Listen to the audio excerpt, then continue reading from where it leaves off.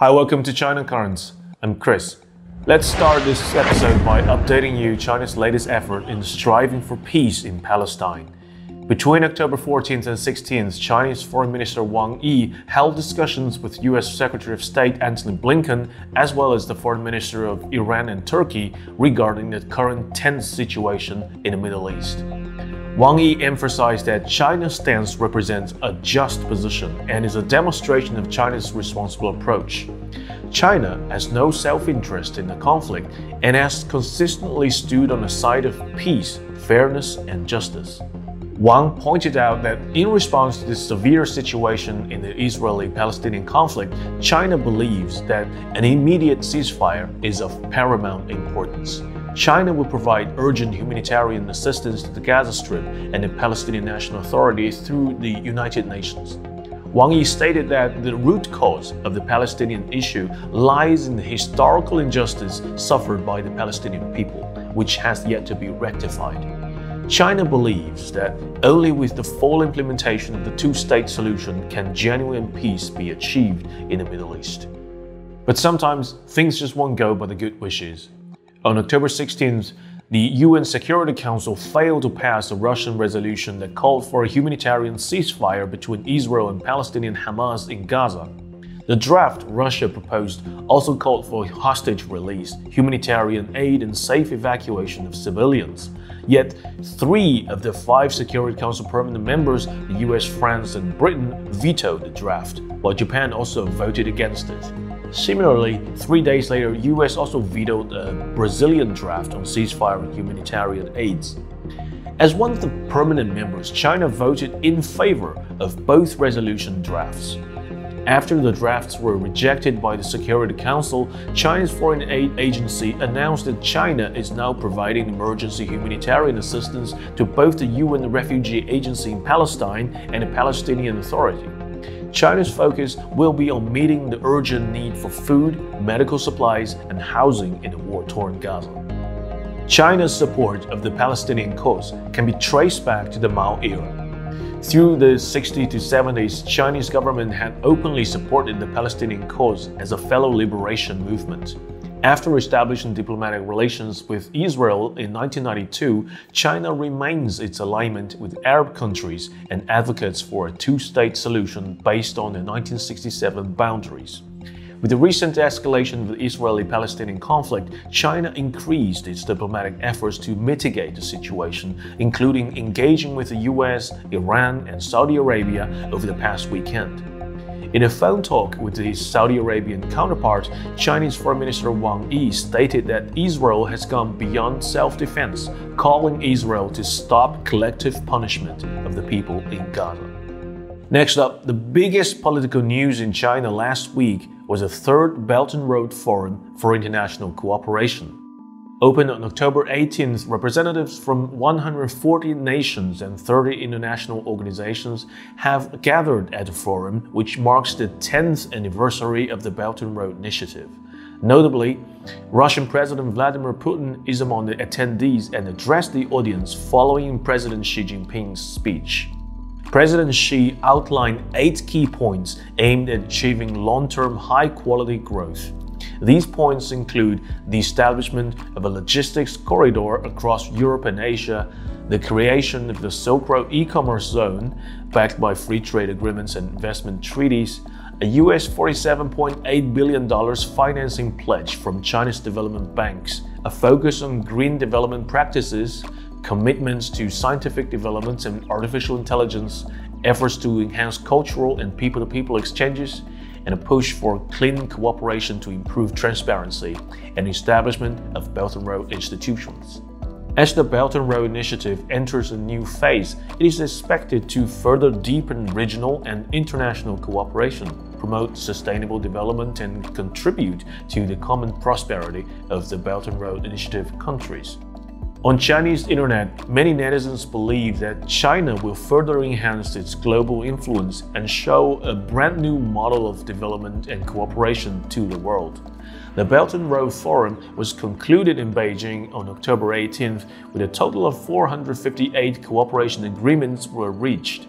Among them, 89 are multilateral cooperation outcome documents and 369 are practical cooperation projects. Here are a few examples of the forum's achievements and announcements. During the opening ceremony, President Xi Jinping declared the complete elimination of restrictions on foreign investment in the manufacturing sector. This comes after China opened many sectors and used a negative list approach in pilot free trade zones to open up manufacturing.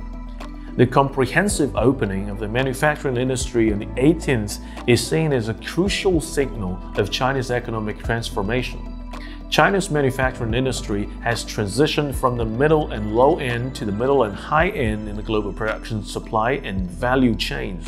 This full-scale opening is positive news for the global economy, particularly for the manufacturing sector, commented Wei Jianguo, Vice Chairman of the Chinese Center for International Economic Exchanges and former Vice Minister of Commerce. The complete elimination of foreign investment restrictions in the manufacturing sector sends several key signals. It signifies China's ambition to become a manufacturing powerhouse, solidifying its position in the global industrial supply chains. And further, China's future economic development will remain relying on the manufacturing sector. This is a departure from the path taken by major Western countries, which gradually shifted towards the service sector and underestimated manufacturing, demonstrates China's strong foundation and support in the manufacturing industry. Going forward, China will continue to enhance its manufacturing industry while developing the service sector, ensuring strength in both aspects. On the same day, China's National Bureau of Statistics announced that the country's GDP for the first 3 quarters of the year reached over 90,000 billion yuan, with a year-on-year growth rate of 5.2% at constant prices. Besides the opening up in manufacturing, President Xi also mentioned AI. President Xi Jinping put forward a global initiative on AI governance at the opening ceremony of the Third Belt and Road Forum. He comprehensively elaborated on China's approach to governing artificial intelligence, focusing on its development, security, and governance. The main points include: AI brings opportunities and risks. Governance is needed to maximize benefits and address challenges. Countries should build consensus on AI governance through dialogue and cooperation. Key principles: people-centered, peaceful purposes, shared benefits, mutual respect, ethics first. Actions needed: information sharing, ethical guidelines, laws and regulations, risk assessments, UN coordination. Goal is to develop governance frameworks to make AI secure, reliable, controllable, and equitable. Inclusiveness is important. Developing countries should have equal rights and opportunities in AI. International cooperation was, of course, another important element of the Belt and Road Forum.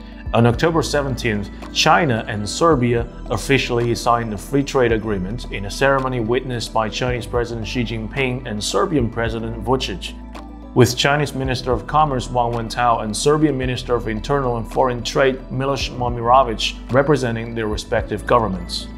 This agreement is the first FTA signed between China and a Central and Eastern European country, making Serbia China's 29th FTA partner. The signing of the China-Serbia FTA is an important step in implementing the consensus reached by the leaders of the two countries and serves as a key achievement of the Third Belt and Road Initiative International Cooperation Summit.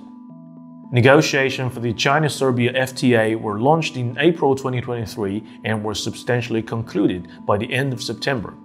The agreement aims to establish a high degree of mutual openness between China and Serbia and create new institutional arrangement for bilateral economic and trade cooperation. It also aims to create a more favorable, convenient, transparent, and stable business environment for enterprises from both countries, while injecting a new momentum into high-quality construction of the Belt and Road Initiative. After signing the agreement, both sides will follow their respective domestic procedures to facilitate its early implementation and enforcement.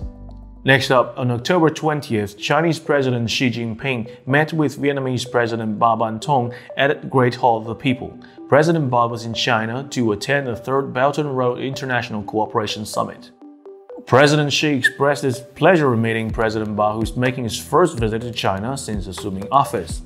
He extended a warm welcome and asked President Ba to convey his sincere greetings to Nguyen Phu Trong, the General Secretary of the Communist Party of Vietnam.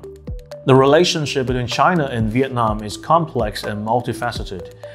Despite historical conflicts, the countries have developed a strong trade relationship. China is Vietnam's largest trading partner, and Vietnam is China's second largest trading partner in ASEAN.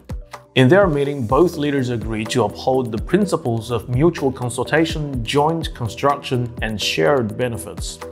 They plan to take full advantage of their geographical proximity and complementary industries to accelerate the alignment of the Belt and Road Initiative with Vietnam's two-corridor and one economic circle plan.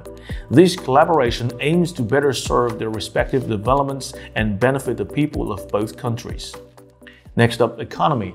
On October 18th, China's Commerce Minister Wang Wentao met the Apple Chief Executive Tim Cook in Beijing and discussed Apple's development in China and also the Sino-US trade relationship. Minister Wang Wentao highlights that China welcomes Apple, along with multinational companies, to benefit from the country's market and engage in a win-win development. Last but not least, let's take a look at the aftermath of the Fukushima nuclear water dump. On October 16th, the IAEA invited scientists from Japan, China, South Korea, and Canada to jointly collect seawater samples around the Fukushima nuclear plant. Their efforts are expected to contribute further transparency to Japan's sea monitoring promise. The IAEA organized team will visit Japan on October 23rd, and they also collect samples of the seabed sediment and fish to compare the levels of tritium and other radioactive substances from those taken last year. According to reports made by the plant operator Tokyo Electric Power Company, no abnormal levels of tritium and other radioactive substances have been detected in the seawater or fish samples collected from around the nuclear plant until September 11th. The IAEA will compare the results of the tests to check whether and how much the outcome of the Japanese test is trustworthy. That's all for today. Thank you for watching this episode of China Currents. If you have any thoughts and comments about our show, please reach us at email address below. I'm Chris, looking forward to hearing from you, and see you next time.